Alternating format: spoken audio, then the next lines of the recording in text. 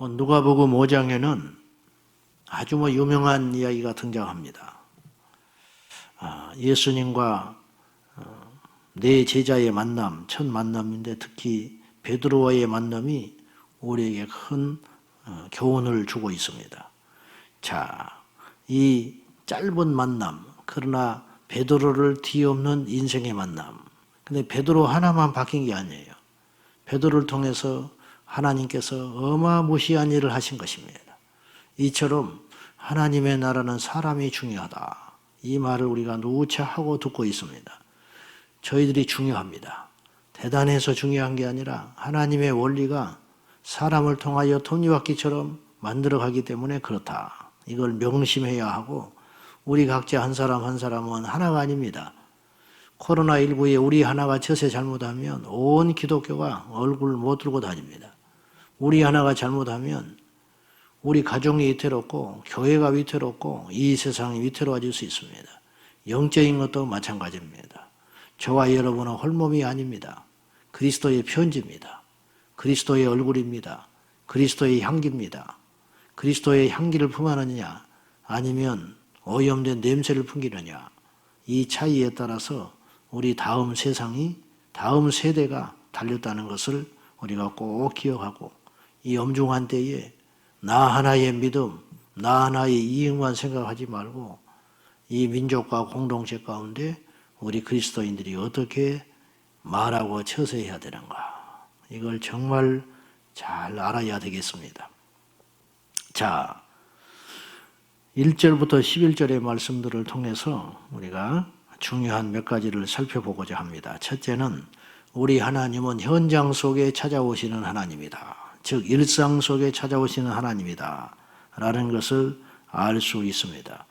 자, 베드로가 열심히 그의 형제들과 함께 고기를 잡고 있었습니다. 그때 주님께서 오셨습니다. 그때 오셨어요. 때때로 우리가 하나님을 만나는 사건이 기도원이고 교회 예배이고 그럴 수 있습니다. 그러나 그곳에서만 하나님 만나는 건 아닙니다.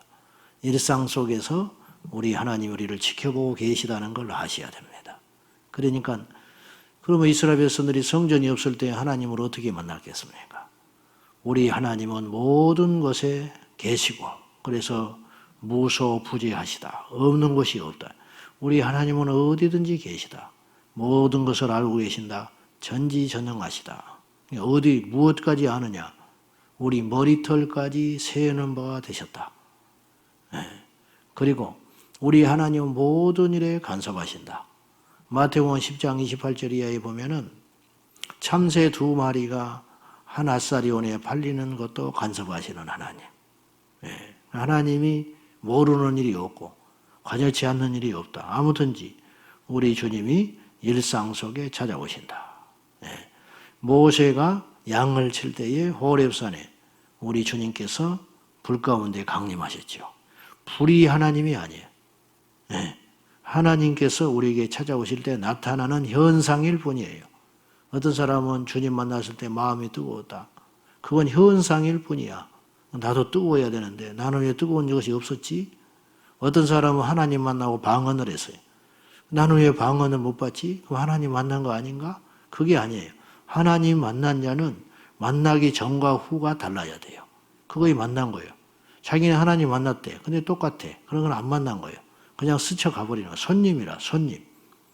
두 번째, 오늘 본문에서 베드로가 배를 내어줬습니다. 배를 내어줬어요.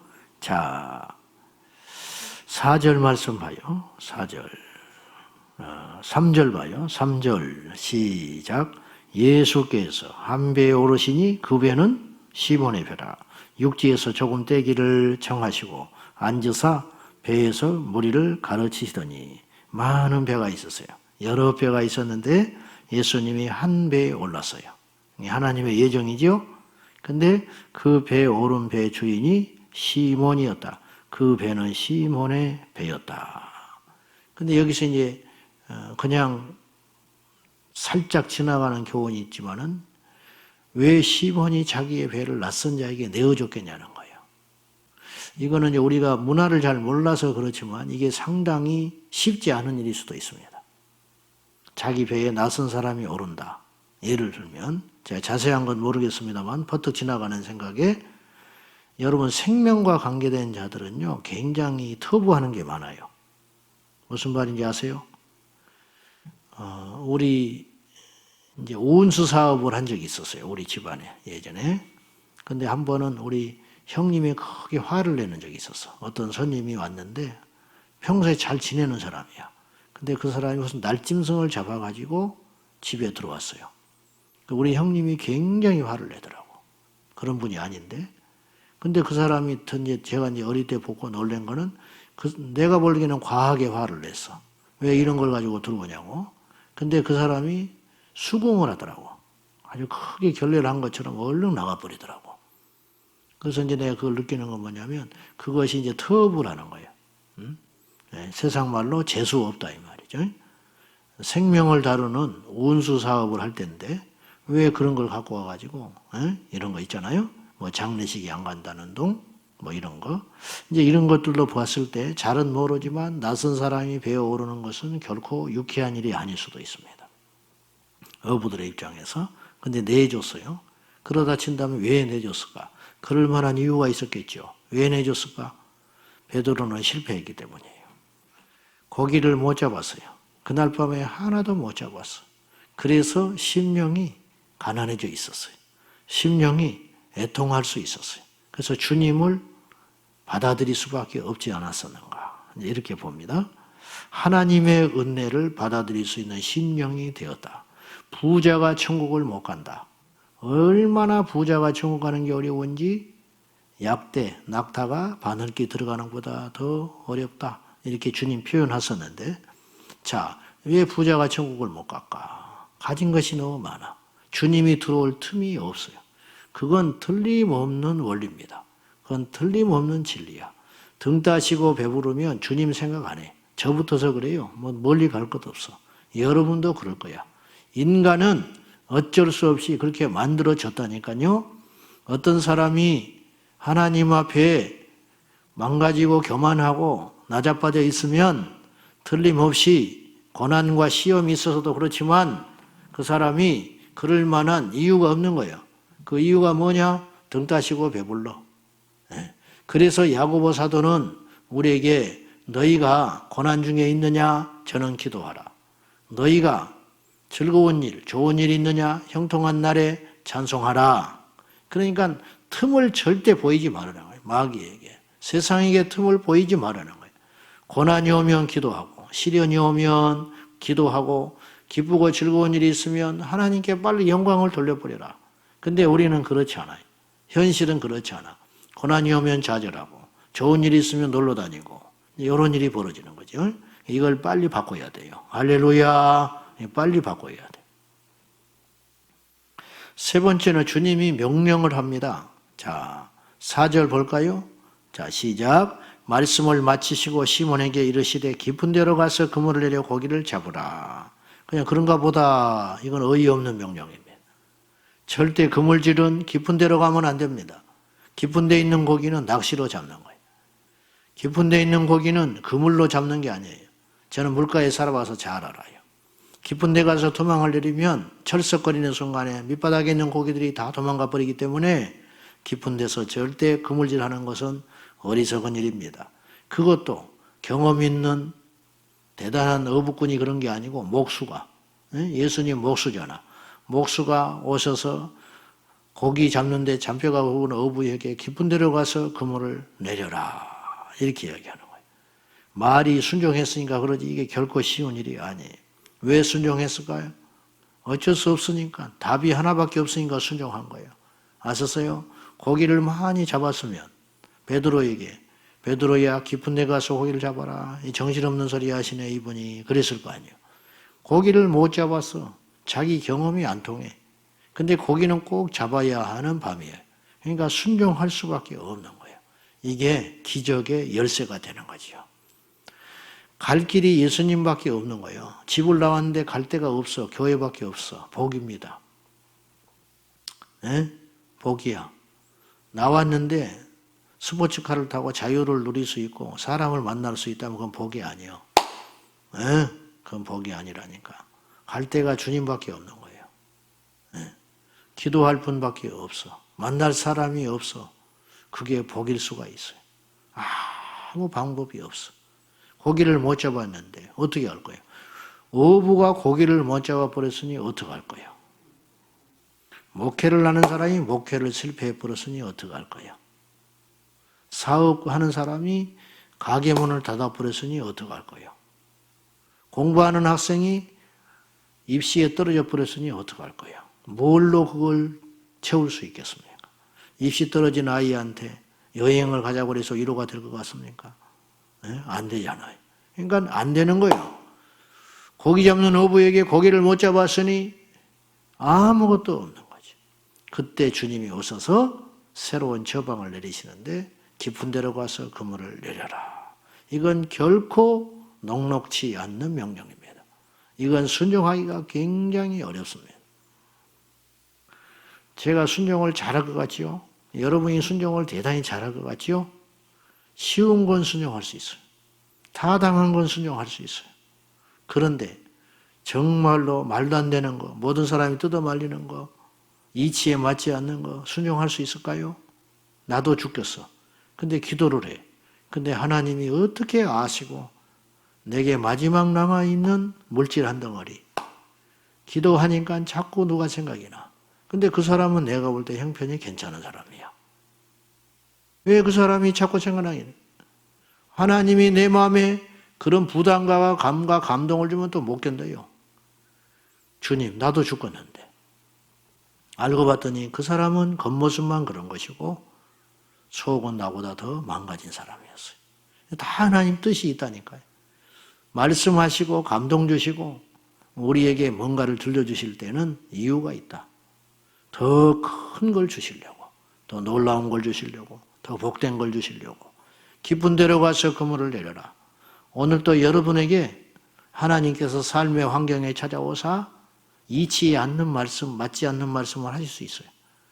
그때 그것이 정말로 주님의 뜻이라면 순종하는 것이 옳습니다. 네, 옳아요. 근데 너무 많이 가졌으니까 순종하기 어렵지. 내가 아는 것이 너무 많아서 순종하는 것이 어렵지. 그러니까 주님이 안 드러나는 거야. 주님이 안 드러나. 목회를 하는데 주님이 안 나타나. 저 목사는 자기 힘으로 끌고 가는 것 같아. 이건 틀린 거야. 벌써 틀려버린 거야. 밤새껏 수고만 하고 있어. 밤새껏 수고만 하고 있어. 그런데 하나도 얻는 것이 없어.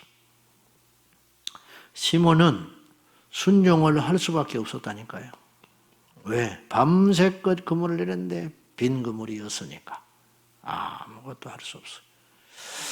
우리가 하나님을 제일 먼저 찾으면 좋은데 사람은 그렇지 않아요. 병원도 가보고 약도 먹어보고 이것도 해보고 저것도 해보고 그러다가 마지막에 들리는 것이 하나님 앞이라. 그렇게 하면 안 된다는 거예요. 먼저 하나님께 기도하면 얼마나 쉬울까? 먼저 하나님께 엎드리면 얼마나 인생이 풀릴까? 쉽게 풀릴까? 제멋대로 사고 다 쳐놓고 나중에 갈등 생기고 문제 생기면 그때서야 하나님께 가서 엎드려. 이제 그때서야 풀어달라고. 그렇게 하지 말고 어떤 좋은 일이 있어도 먼저 기도를 해보라 이거예요. 어떤 큰 일이 있어도 먼저 기도를 해봐라. 서두르지 말고. 어차피 내 것 되려면 내 것 되니까. 어차피 만나려면 만나지니까. 어차피 되는 일이라면 되는 일이니까 제일 나중으로 미루고 먼저 누구한테 보고를 해야 되느냐? 하나님께 구하라. 하나님과 의논하라. 그리고 나서 그 길을 띄면 얼마나 우리 인생이 실수를 덜 할 수 있잖아요. 덜 할 수 있어요. 5절 봐요. 5절. 자, 시작. 시몬이 대답하여 이르되 선생님 우리들이 밤이 새도록 수고하였으되 잡은 것이 없지만은 말씀에 의지하여 내가 그물을 내리리다 하고 말씀에 의지하여 말씀에 의지하여 그럴 수밖에 없었다. 밤새껏 수고했지만은 잡은 것이 없어. 그런데 말씀에 의지하여 그물을 던지겠습니다. 그리고 그물을 던졌더니 엄청난 고기를 얻게 됐습니다. 무엇이 기적일까요? 고기 잡은 게 기적일까? 아니에요. 오늘 이 본문에서 제일 중요한 핵심은 뭐냐? 기적에 대한 것, 축복에 대한 개념이 우리와 하나님과 다르다. 베드로 입장에서는 고기를 많이 잡는 게 기적이고 복인 것 같지만 그 고기는 며칠만 좋을 뿐이에요. 이 본문에서 진짜 기적이 뭔지 아십니까? 베드로가 주님을 만나서 자기의 실체를 깨달았다는 게 기적이에요. 자, 8절이에요. 시작. 시몬 베드로가 이를 보고 예수의 무릎 아래에 엎드려 이르되 주여 나를 떠나소서 나는 죄인이로소이다 하니, 아까 우리가 5절에서 베드로가 주님을 향하여 뭐라고 그랬냐면 선생님 그랬어요. 선생님이 주님으로 바뀌었어요. 요한복음 8장에도 그런 비슷한 이야기가 나와요. 소경이 주님 만나고 나중에 주님으로 바뀌어요. 우리가 예수님을 모를 때는 선생님이라고 말할 수 있어요. 선생님은 뭐냐? 좋은 걸 가르쳐주는 자, 알지 못하는 걸 가르쳐주는 자, 교훈하는 자. 이 세상에 선생은 많습니다. 그러나 내 인생의 주인은 한 분밖에 없어요. 예수 그리스도. 여러분, 교회에 와서 선생님의 말로 들으면 안 돼요. 하나님의 말씀은 주님의 음성인 줄로 믿습니다. 우리 예수님을 어떻게 생각하느냐? 베드로는 고기 잡는 것, 한 번에 그물질로 생애 이렇게 많은 고기를 잡은 것이 없는 그것이 기적이 아니고 베드로가 자기의 실체를 깨달았다는 것이 기적이야. 나는 죄인으로소이다. 언제는 죄인 아니었나? 왜 이제서야 죄인이라는 소리를 해요? 예수님 만나야 내 자신을 바로 아는 거예요. 교회에 와서도 그냥 철없이 방방 뛰고 돌아다니는 사람이 있어. 주님을 만나지 않아서 그래. 주님 만나면 절대 그럴 수 없어요. 내가 죄인인데, 내가 죄인 중에 괴수인데, 가졌으면 뭐하며, 뭘 잘했으면 뭐하며, 똑똑하면 뭐하며, 아는 것이 있으면 뭐예요?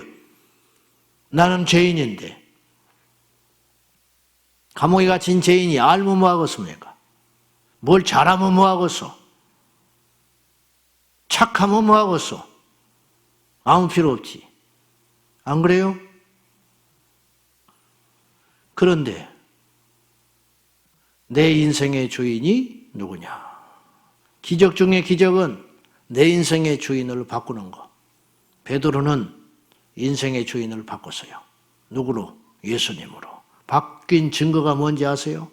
마태복음 7장에 나더러 주여 주여 하는 자가 천국에 못 간다.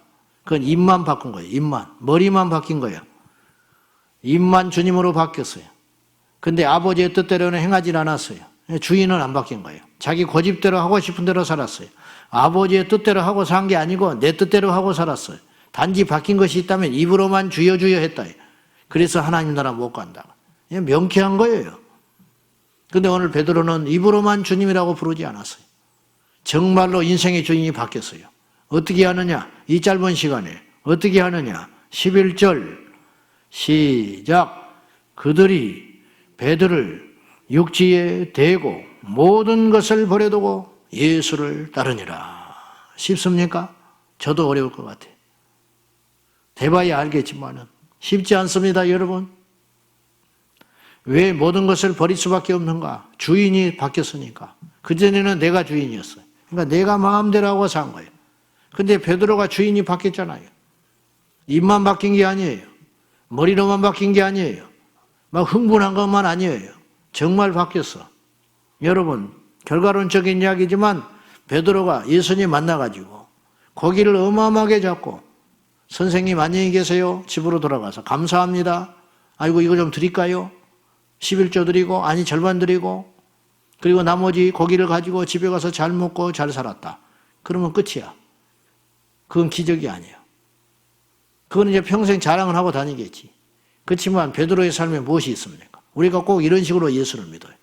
교회 와서 병 고쳤어. 병 고친 게 중요한 게 아니에요. 병 고친 게 기적이 아니고 병 고친 것만 기적으로 간증하고 돌아다니는데 병 고친 게 기적이 아니고 내 인생의 주인이 예수님께로 바뀐 것이 기적이다. 그래서 병은 고쳤는데 삶은 안 바뀌잖아. 교회 와서 부자 됐다는 간증이 차고 넘쳐요. 맨주모로 시작해서 새방에 월세 시작했는데 이만큼 큰 부자가 됐다고 그런 간증이 차고 넘쳐요. 근데 그것뿐이야. 그건 기적이 아니에요. 부자만 됐어. 속은 하나도 안 바뀌었어. 여전히 예수님은 선생님이에요. 주인이 아니에요. 그렇기 때문에 삶의 향기가 안 나타나. 아무것도 없는 거예요. 그건 기적이 아니에요. 모든 것을 버리고 예수님을 따르는 것이 기적인 줄로 믿습니다. 이게 기적 중에 기적이다. 이게 쉽습니까? 어렵지요. 너무너무 어렵지요. 이게 남이 보기에도 기적이라. 아이고 베드로가 미쳤대 그러는 거예요. 동네 사람들이 그러지 않겠어? 베드로가 미쳤대. 다른 복음서에서는 배만 버린 게 아니라고요. 아비도 버렸어. 그물도 버리고. 이런 후레놈이 된 거예요. 완전히 인간관계를 다 파괴하고 예수님을 쫓아갔어요. 그냥 예수님께 자기 인생의 전부를 걸어버린 거예요. 이제 예수님밖에 없어. 예수님 망하면 나도 망해. 예수님 죽으면 나도 죽어. 예수님이 살면 나도 살아. 이렇게 돼버린 거예요. 왜냐? 주인이 바뀌었으니까. 주인에 따라서 종의 운명은 바뀌는 거예요. 그렇잖아요. 어떤 주인을 모시냐에 따라서 인생이 달라지잖아요. 우리 주인이 누군지 오늘 이 아침에 분명히 하시기를 축복합니다. 이걸 모릅니까? 알지. 교회에 오면 첫날부터 로드 오자마자 주님 주님 교회 첫날 다닐 때부터 왜냐? 기도할 때 주님, 찬송할 때 주님, 설교할 때 주님. 그러니까 교회 첫날 올 때부터 주님 주님 하고 다닌다니까요. 근데 바뀐 것이 없어요. 오늘 내 자신에게 질문을 해봐요. 나는 내 인생의 주인이 바뀌었는가? 내 마음대로 살고 있지 않는가? 내가 하고 싶은 대로, 만나고 싶은 대로, 내게 주어진 시간, 내게 갖고 있는 물질, 내가 갖고 있는 재능, 나를 위해서 마음껏. 여러분, 저 주인에게 제일 성가신 놈이 어떤 놈이냐면 재주 있다고 제멋대로 하는 놈이에요. 가르친 대로 안 해. 차라리 우직하니 시킨 대로만 하면 나. 고집대로 지멋대로 하는 거. 이거 골치 아프면. 예수님을 주인으로 섬기는 우리는 내 고집과 아집을 내려놓고 입술로만 주여 주여 하지 말고 내 인생의 주인을 바뀌는 아침 되시기를 축복합니다. 오늘 한 사람만이라도 그렇게 한다면 그 사람의 인생의 기적이 정말로 일어날 것이고 이 세상이 뒤바뀌게 될 줄로 믿습니다. 모든 것을 버리고 주님을 따를 수밖에 없었던 이유는 뭐냐? 내 인생의 주인이 예수님으로 바뀌었기 때문이다. 그런 말이죠. 자, 오늘 많은 이야기가 있지만은 12절 우리 한 절만 더 읽고 마감하겠습니다. 12절 시작. 예수께서 한 동네에 계실 때 온 몸에 나병 들린 사람이 있어 예수를 보고 엎드려 구하여 이르되 주여 원하시면 나를 깨끗하게 하실 수 있나이다 하니 야, 이 나병 환자의 믿음이 어디서 온 것이죠? 지금 온전한 믿음이라는 것은 진짜 믿음이라는 건 뭐냐면 오늘 이 나병 환자의 신앙 고백을 보세요. 이분이 예수님을 처음 본 것 같아. 한 동네에 가셨는데 소문을 어설프게 듣기는 했겠지. 예수님이 행하신 능력을 가지고. 그러니까 예수님께 나와가지고 이렇게 이야기해요. 주님 원하시면 나를 깨끗하게 하실 수 있습니다.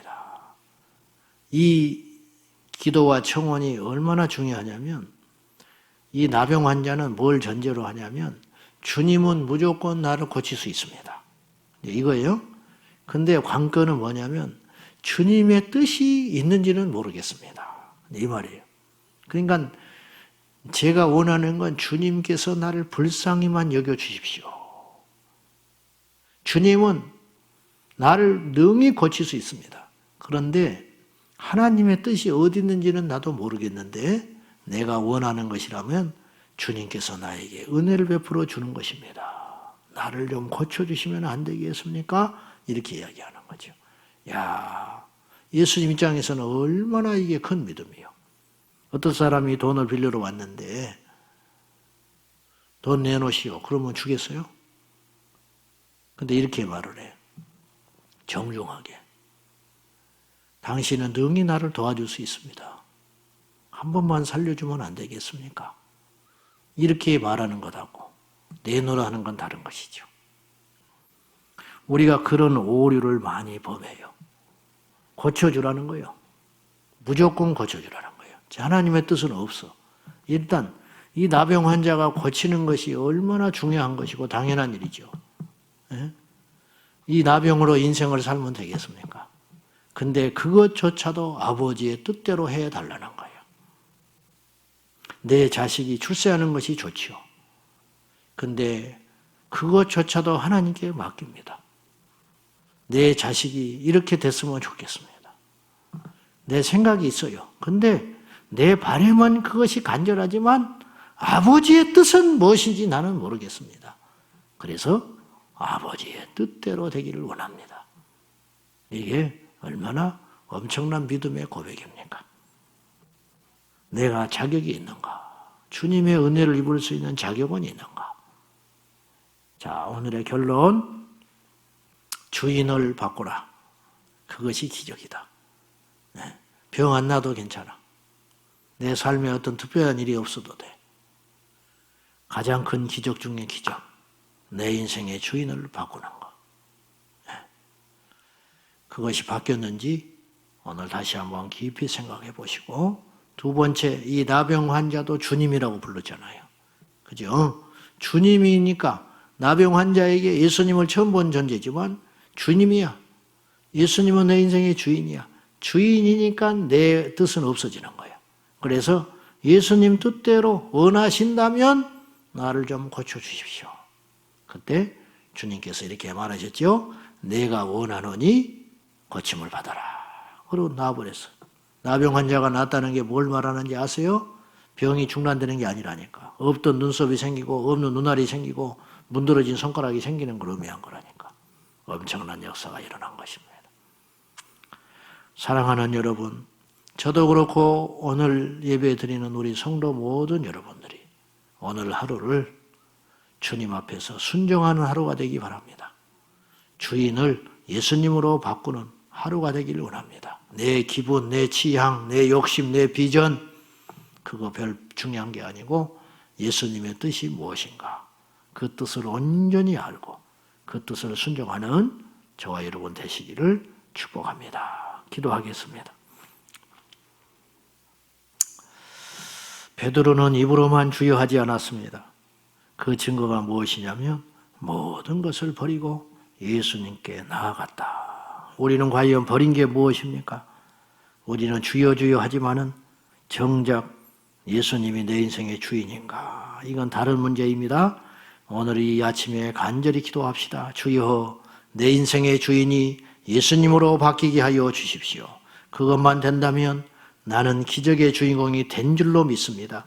우리 인생의 주인을 예수님으로 바뀌게 해달라고 이 시간에 간절한 마음으로 예수님 외에 내가 붙들고 있는 것 무엇인지 깨닫게 해달라고 이 시간에 우리의 고집과 집을 내려놓고 그 주님을 따라가기를 위하여 간절히 기도하겠습니다. 오늘도 살아계신 하나님 아버지, 베드로가 예수님 만났습니다. 엄청난 기적의 역사의 주인공이 되었습니다. 그러나 진정한 기적은 주인을 바꾼 것이 아닐까요? 고기를 잡아도 언젠가는 그 고기는 없어지게 되겠지만 내 인생의 주인을 예수님으로 바꿨던 베드로는 평생 주님의 종으로 하나님의 사명을 위해서 귀한 삶을 하나님께 드릴 수 있었습니다.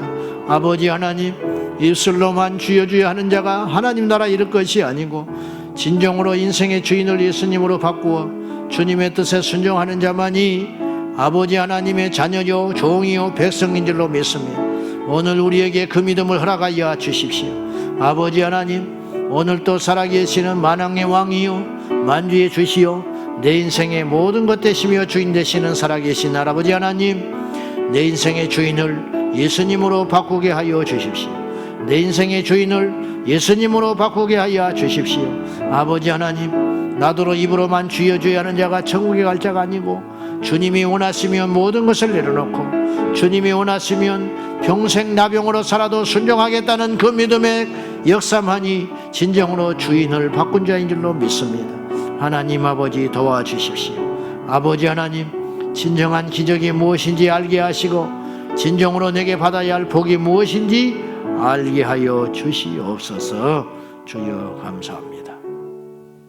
하나님 아버지, 기적 중에 기적은 한 번의 그물질로 셀 수도 없는 고기를 잡았다는 것이 기적이 아니라 죄인인 것을 깨닫고 예수님을 자기 인생의 주인으로 바꾸었다는 것이 기적 중의 기적 아니겠습니까?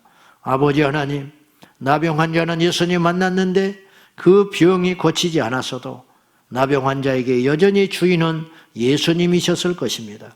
원하시면 나를 고쳐주소서 겸손하게 믿음으로 무릎 꿇었던 나병 환자의 믿음이 오늘 우리의 믿음이 되게 하여 주시옵소서. 내 고집과 아집으로 주님을 움직이려고 했기 때문에 스스로 시험에 들고 내 인생이 아직도 여전히 변화되지 않는 채 세상을 추구하고 살아가는지 모르겠습니다.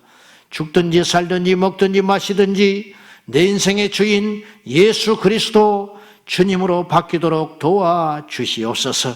아무쪼록 이슬로만 주여 주 부르다가 마지막에 열매 없는 삶으로 멸망길에 떨어지지 않게 하여 주시고, 내 입술로만 주님을 부르는 것이 아니라 내 삶의 중심에 주인이 바뀔 수 있도록 이 아침에 기적을 베풀어 주시옵소서. 예수님의 이름으로 간절히 기도하옵나이다. 아멘. 주여, 주여, 주여. 오늘도 살아계신 하나님, 내 인생의 현장에 찾아오사 주인 되어 주십시오. 기적 중에 기적을 베풀어 주십시오. 눈에 보이는 가짜 기적 말고 진짜 기적, 심령의 기적, 변화되는 기적, 주인의 바뀌어지는 기적을 허락하여 주시옵소서.